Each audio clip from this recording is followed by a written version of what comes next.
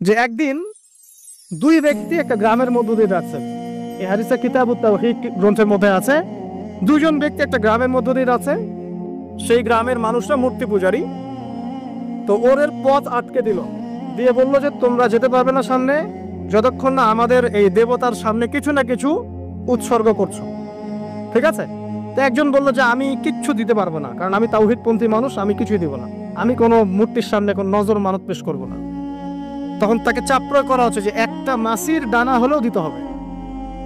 সে বলল আমি মাছির ডানাও দেব না। তখন তারা সবাই মিলে তাকে ধরে হত্যা করল। নবী সাল্লাল্লাহু আলাইহি ওয়াসাল্লাম বলছেন এই ব্যক্তি জান্নাতে চলে গেল। আর যে দ্বিতীয় বন্ধু, সেই বন্ধু বলছে আমার কাছে কিছু দেওয়ার নাই, তখন তাকে ফোর্স করা হচ্ছে একটা মাছি হলেও দিতে হবে। তখন সে একটা মাছি কুরবানি করলো, ওই স্ট্যাচুর জন্য একটা মাছি উৎসর্গ করলো। নবী সাল্লাল্লাহু আলাইহি ওয়াসাল্লাম বলছেন এই মাছিটা উৎসর্গ করার কারণে সে জাহান্নামে চলে গেছে।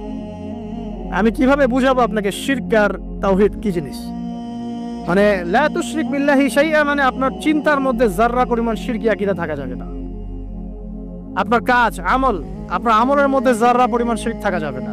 আপনার কথার মধ্যে যাররা পরিমাণ শিরকের ছোঁয়া থাকা যাবে না। এই তিনটা ক্ষেত্রেই মূলত শিরক হবে, হয় চিন্তায় হবে শিরক, না হলে কথায়, না হলে কাজে। চিন্তায় কেমন? এই যে কেউ মনে করছে যে আল্লাহ বলতে কেউ নাই, নাউযুবিল্লাহ। এই মহাবিশ্ব সৃষ্টি হয়েছে বিগ ব্যাং থেকে, কেউ সৃষ্টি করে না। তোমরা এগুলো পড়ো না সায়েন্সে? হ্যাঁ। তারপরে মহাবিস্ফোরণের মধ্য দিয়ে অটোমেটিকলি এটা এভাবেই সৃষ্টি হয়ে গেছে। পৃথিবী ঘুরছিল, প্রথমে উত্তপ্ত ছিল, তারপরে আস্তে আস্তে ঠান্ডা হলো, পরে হঠাৎ করে ওখানে প্রাণ চলে আসলো। হ্যাঁ, তারপরে কোথা থেকে জানি মানুষ আসলো, তারপর মানুষ গাছের ছাল বাকল করে থাকতো, বন জঙ্গলে ঘুরতো আর পশু শিকার করতো। সব বোগাস কথাবার্তা, মিথ্যা কথাবার্তা। এগুলো একটা কথার সাথে কোরআন সুন্নাহর কোনো মিল নাই। এই প্রত্যেকটা কথা পশ্চিমা সভ্যতা থেকে এখানে আসছে। এই প্রত্যেকটা কথা কোরআন সুন্নাহ বিরোধী। মানুষ না কখনো গাছের ছাল পাতা পরে ছিল, আর না কখনো বন্য প্রাণীর মতো জীবনযাপন করত। মানুষ সৃষ্টির শুরু থেকেই সভ্য ছিল। আল্লাহ রাব্বুল আলামিন আদম আলাইহিস সালামকে কি নগ্ন করে পৃথিবীতে পাঠিয়েছিলেন? তাকে পোশাক দিয়েছেন, তাকে জীবন উপকরণ শিক্ষা দিয়েছেন, ওহীর জ্ঞান দিয়েছেন, এবং এই পৃথিবীতে চলার জন্য যা যা প্রয়োজন সবকিছু আল্লাহ রাব্বুল আলামিন তাকে ওহীর মাধ্যমে শিক্ষা দিয়েছেন। সভ্যতা শুরু হয়েছে একজন নবী দ্বারা। সে নবীর নাম কি? আদম। প্রত্যেক যুগে যুগে সভ্যতা এগিয়ে গেছে নবীদের দ্বারা। আর এখন আমাদের এই সমাজবিজ্ঞান বইগুলোতে পড়ানো হয় সভ্যতা শুরু হয়েছে রোমকদের দ্বারা, গ্রিকদের দ্বারা, পশ্চিমাদের দ্বারা, তাই না? এর বাইরে কিচ্ছু নাই। ফিলোসফি পড়েন, ফিলোসফি প্রত্যেকটা বই এরকমই লেখা আছে। অথচ সভ্যতা শুরু হয়েছে নবীদের দ্বারা, আর সভ্যতা শেষও হবে একজন নবী দ্বারা। তার নাম কি? এবং তিনি অচিরে আগমন করবেন ইনশাআল্লাহ তাআলা, আল্লাহু আ'লাম। কিন্তু সভ্যতা শেষ হবে একজন নবীর হাতে। তো যাই হোক, এই প্রতিটা কথা, যেমন আল্লাহ বলতে কেউ নাই, বা আল্লাহর সাথে আরো ইলাহ আছে নাউযুবিল্লাহ, বা পৃথিবী মহাবিশ্ব আল্লাহ সৃষ্টি করেন নাই, বিগ ব্যাং থেকে সৃষ্টি, যেগুলো চিন্তাগত শিরক। শিরক এমনও শিরক আছে এখন, আধুনিক শিরক, যে বিজ্ঞান কোনো কিছুকে প্রমাণ করলে মানুষ বিশ্বাস করে, বিজ্ঞান প্রমাণ না করলে মানুষ বিশ্বাস করতে চায় না। বিজ্ঞান বলছে এই ছবি এত বছর আগের, মানুষ বিশ্বাস করে। কারণ আল্লাহ পাক বলছেন যে এরকম কোটি কোটি বছর আগে মানুষ বলতে কিছুই ছিল না, মানুষের অস্তিত্বই ছিল না। পরে মানুষকে আল্লাহ পাক সৃষ্টি করলেন, হ্যাঁ, তারপর নাম শেখালেন, জান্নাতে রাখলেন, পরে সেখানে পরীক্ষা নেওয়া হলো, দুনিয়াতে পাঠালেন। মানুষ বিশ্বাস করতে চায় না। বিজ্ঞান যদি বলে যে জান্নাত বলে কিছু আছে, মানুষ বিশ্বাস করবে। হ্যাঁ, নাসা যদি বলে জাহান্নাম বলতে কিছু আছে, মানুষ বিশ্বাস করবে। কোরআনে বলা আছে জান্নাত জাহান্নামের কথা, মানুষ বিশ্বাস করতে চায় না। নাস্তিকরা বলে এগুলো মৌলবাদী কথাবার্তা। ধর্মান্ধ নাকি আপনার? ধর্মান্ধ নতুন শব্দ এসেছে। অন্ধভাবেই ধর্ম পালন করতে হয়। ধর্ম কে নাজিল করেছেন? আল্লাহ পাক। আমি কি আল্লাহর চাইতে বেশি বুঝি? তাহলে আমি যদি আল্লাহর ইচ্ছার সামনে নিজেকে আত্মসমর্পণ করে দেই, তাহলে তো আমি ধর্মান্ধই হলাম। তো সমস্যা কোথায়? তো ধর্মান্ধ না হলে আপনি ইসলাম পালন করবেন কেমন করে? আল্লাহর চেয়ে কি আপনি বেশি দেখতে জানেন? আল্লাহর দৃষ্টির চেয়ে কি আপনার দৃষ্টি বেশি প্রখর? আল্লাহ পাক যেটা দেখছেন, যেটা ওহী করেছেন, আমি চোখ বন্ধ করে সেটা পালন করছি, তা আমি তো অন্ধভাবেই ধর্ম পালন করব নাকি? কথা বুঝতে পারেন নাই? ইসলামের মৌলিক যে বিষয়গুলো, সালাত, কালিমা, সওম, যাকাত, হজ, এগুলো মৌলিক না? ইসলামের মৌলিক বিষয়গুলো মেনে চলাই তো মৌলবাদ। ইসলামের মৌলিক বিষয়গুলোকে মেনে চলবো বলেই তো আমি মৌলবাদী। আর যদি মৌলিক বিষয় না মানেন, নামাজ মানি না, কালিমা মানি না, যাকাত মানি না, তাহলে আপনি তো ইসলাম মুসলিম থাকছেন না। তাহলে মুসলিম হতে হলে তো আপনাকে মৌলবাদী হতেই হচ্ছে। কোন শব্দকে কিভাবে তাবিল করে আল্লাহ ভালো জানে। তো কোরআন এবং সুন্নাহ অন্ধভাবেই মানতে হবে। এখানে যা আছে এটাই চূড়ান্ত, এর বাইরে কোনো সত্যের উৎস না। হ্যাঁ, কোরআন সুন্নাহর সাথে যদি কোনো কিছু মিলে যায় সেটা মানতে আমাদের কোনো আপত্তি নাই, হোক সেটা সায়েন্স বা দর্শন বা যুক্তি বা যে কোনো কিছু। কোরআন সুন্নাহর সাথে যাই মিলে যাবে মানতে কোনো আপত্তি আছে নাই। কিন্তু কোরআন সুন্নাহর সাথে যেটা মিললো না সেটা কি আপনি মানতে পারবেন? তাহলে কোরআন এবং সুন্নাহকে আপনাকে এভাবেই মানতে হবে, চোখ বন্ধ করে কোরআন সুন্নাহ মানতে হবে। আর আল্লাহ পাক আমার চেয়ে অনেক বেশি ভালো বোঝেন আমার জন্য ভালো কোনটা, তাহলে আল্লাহ পাকের ভালো আমি চোখ বন্ধ করে মানবো না? ডাক্তারের কাছে গিয়েছেন, আপনার মনে করেন অনেক বড় রোগ হয়েছে, অনেক ডাক্তার দেখাচ্ছেন, সলভ হচ্ছে না। একজন বড় ডাক্তারের খবর পাওয়া গেল যিনি মাদ্রাসা থাকেন, কথার কথা, সেখানে গেলেন, আপনাকে টেস্ট দিলেন।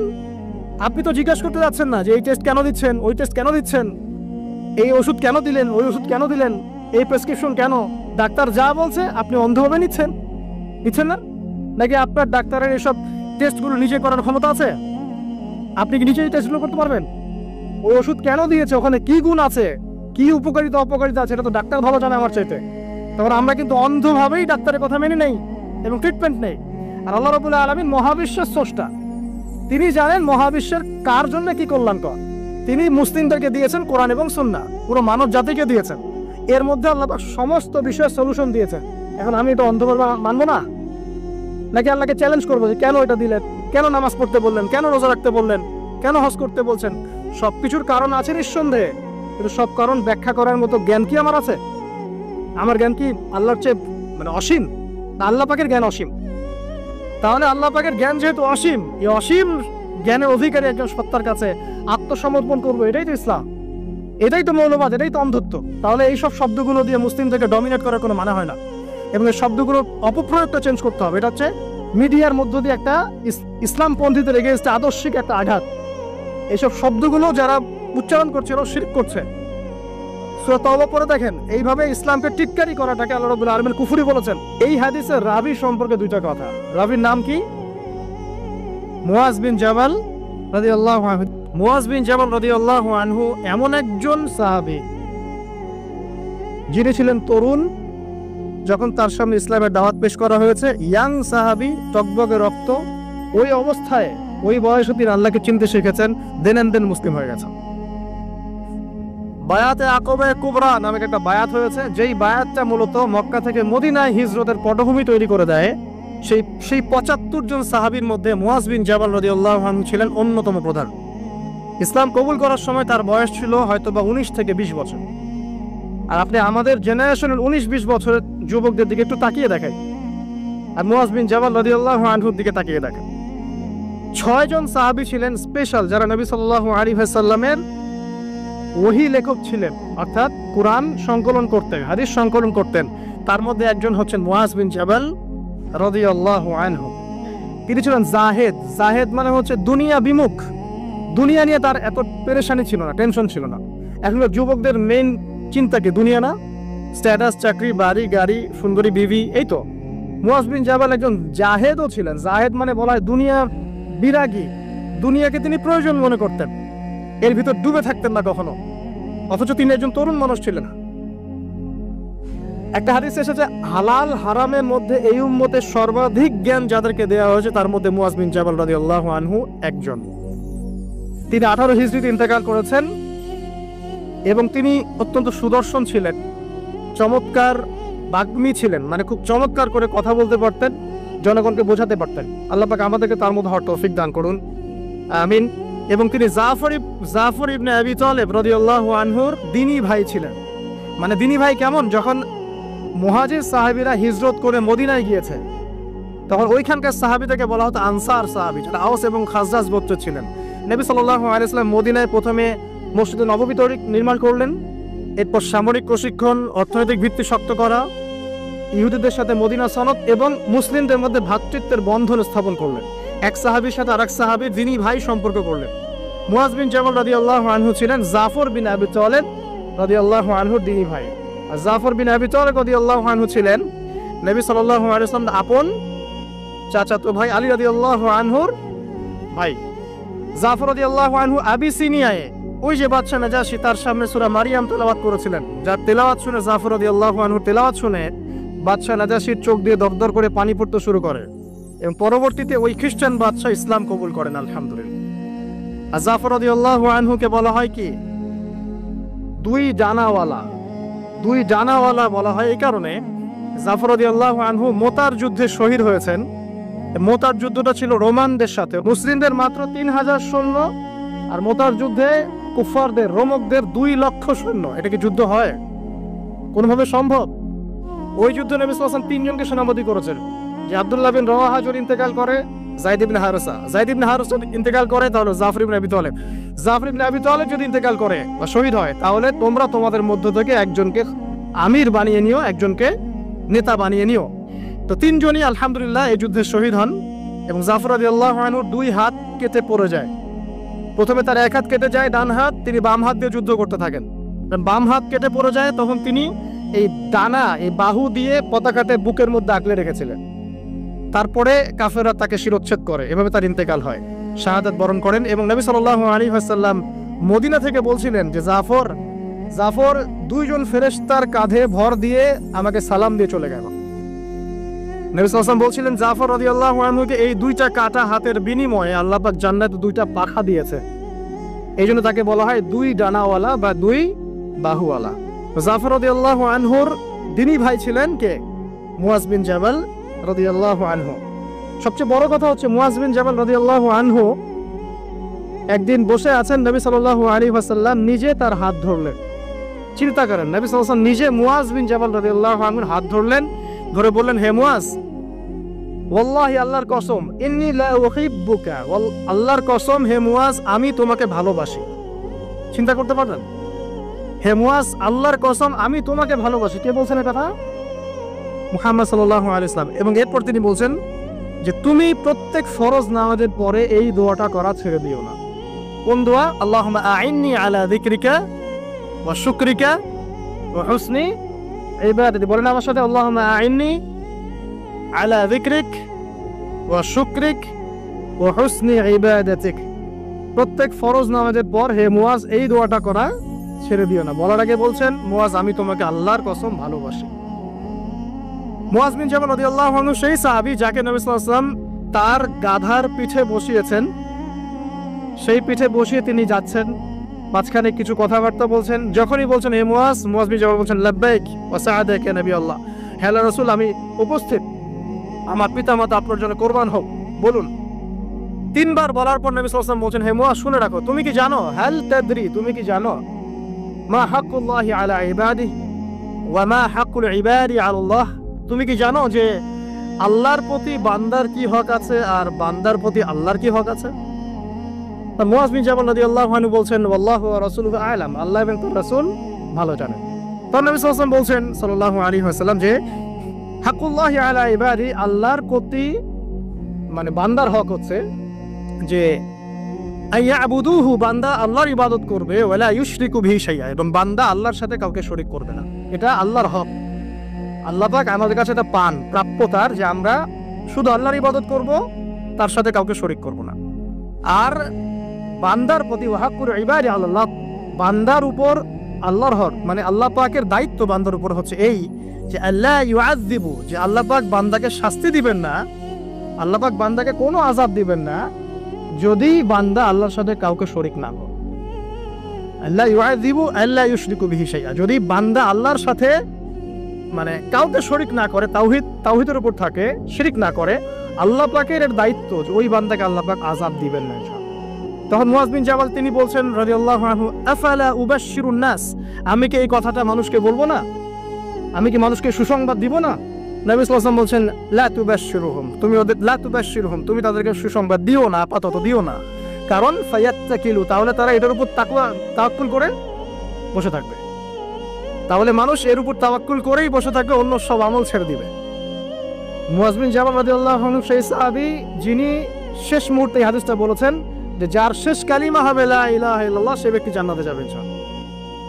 তো এই হাদিসটা যদি মানুষ শুনে তখন তো মানুষ আমল ছেড়ে দিবে, তাই না? এই জন্য নবীজি বলছেন যে এখন সুসংবাদ দিও না, মানুষকে আমল করতে দাও।